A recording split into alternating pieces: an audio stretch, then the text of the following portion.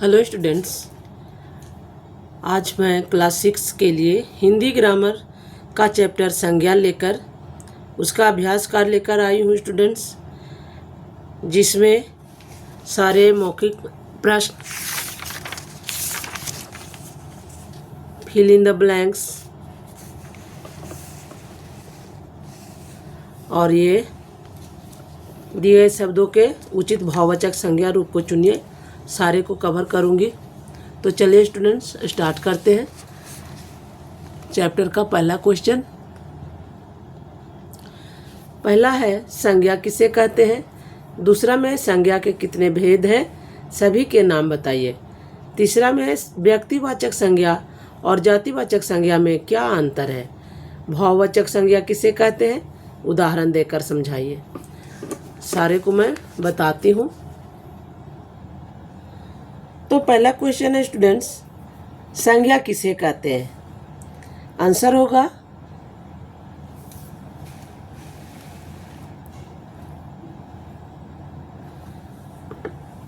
किसी व्यक्ति, वस्तु, स्थान तथा भाव के नाम को संज्ञा कहते हैं। दूसरा क्वेश्चन है, संज्ञा के कितने भेद हैं तथा सभी के नाम बताइए।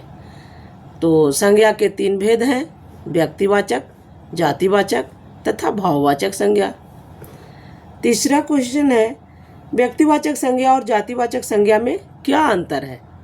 आंसर होगा विशेष व्यक्ति, वस्तु, प्राणी तथा स्थान का नाम व्यक्तिवाचक संज्ञा होता है।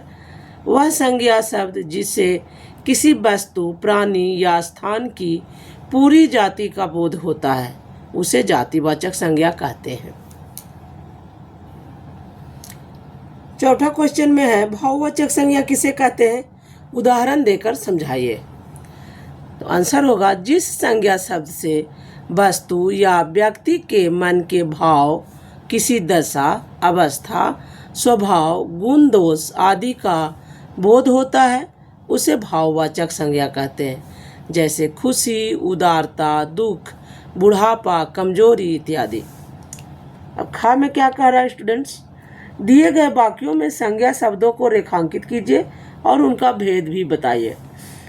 तो क्वेश्चन है, रमेश पुस्तक पढ़ रहा है। तो यहाँ संज्ञा शब्द क्या है उसको रेखांकित करना है और उसका भेद बताना है। तो यहाँ रेखांकित हम करेंगे रमेश को, ठीक है, रमेश और पुस्तक।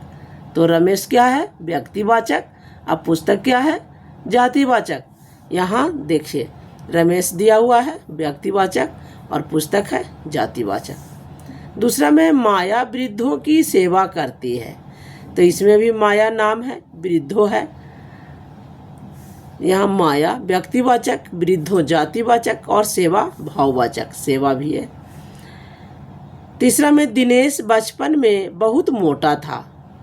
तो दिनेश हो गया व्यक्तिवाचक, बचपन हो गया भाववाचक, है ना, मोटा भी है तो ये भी भाववाचक ही होगा। चौथा में है, दादाजी को बुढ़ापा आ गया। दादाजी को बुढ़ापा आ गया तो दादाजी हो जाएंगे जातिवाचक, अब बुढ़ापा हो जाएगा भाववाचक। पांचवा में, भगत सिंह ने आज़ादी की लड़ाई लड़ी। तो भगत सिंह व्यक्तिवाचक और आज़ादी भाववाचक। चिड़ियाघर में महेश ने शेर देखा। तो चिड़ियाघर, महेश और शेर ये 3 है जो संज्ञा है। तो चिड़ियाघर हो गया जातिवाचक, महेश हो गया व्यक्तिवाचक, शेर भी हो गया जातिवाचक। अब गा में देख लेते हैं। गा में दिए गए शब्दों के उचित भाववाचक संज्ञा रूप को चुनिए। तो यहाँ क्वेश्चन यहाँ देखिए दिया हुआ है, दिए गए शब्दों के उचित भाववाचक संज्ञा रूप को चुनिए। तो बाल, बाल का क्या हो जाएगा, बालपन। पढ़ना, पढ़ना का भाववाचक पढ़ाई। अच्छा का अच्छाई, अच्छा का अच्छाई हो जाएगा।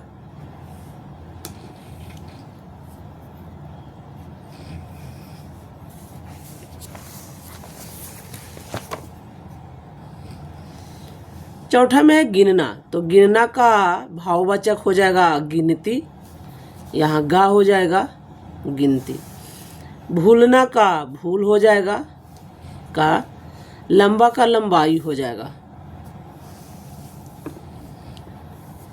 अब घ में व्यक्तिवाचक, जातिवाचक तथा भाववाचक संज्ञा शब्दों को छांटकर अलग अलग लिखिए।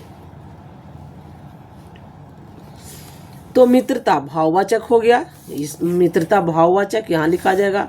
रामचरितमानस व्यक्तिवाचक, गोवा व्यक्तिवाचक, युवक जातिवाचक, विद्यालय जातिवाचक, लड़कपन भाववाचक, पुस्तक जातिवाचक, नटराज व्यक्तिवाचक, उदारता भाववाचक, गिनती भाववाचक, इंदिरा व्यक्तिवाचक, मोर जातिवाचक, चौड़ाई भाववाचक, गंगा व्यक्तिवाचक, सब्जी जातिवाचक। तो व्यक्तिवाचक में हम कर देंगे गंगा, नटराज, रामचरितमानस, गोवा, इंदिरा।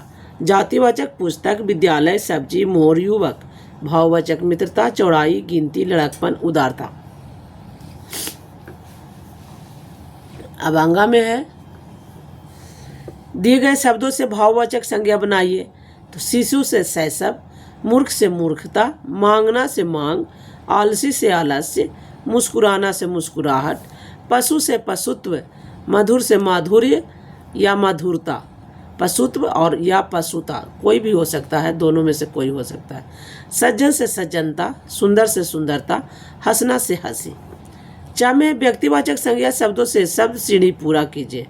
व्यक्तिवाचक संज्ञा से तो व्यक्तिवाचक छत्तीसगढ़ व्यक्तिवाचक है ना। तो छत्तीसगढ़ कहाँ हो जाएगा?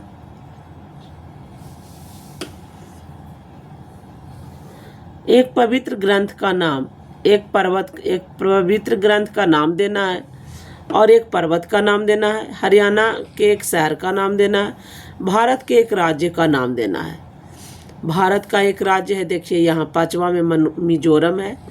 चौथा का यहाँ दिया हुआ हिसार। चौथा का क्या है? हरियाणा के एक शहर का नाम हिसार है। उसके बाद तीसरा में है एक पर्वत का नाम, तो हिमालय है। चौथा का दिया हुआ है इसमें हिमालय। तीसरा का पर्वत का नाम हिमालय। दूसरा में एक पवित्र ग्रंथ, तो रामायण। फिर छत्तीसगढ़ की राजधानी रायपुर। ठीक है स्टूडेंट्स, तो इस चैप्टर आज यहाँ ख़त्म हुआ। अगले वीडियो में मैं क्लास 6 का चैप्टर 5 लिंक लेकर आऊँगी। तब तक के लिए good bye. Thank you for watching students.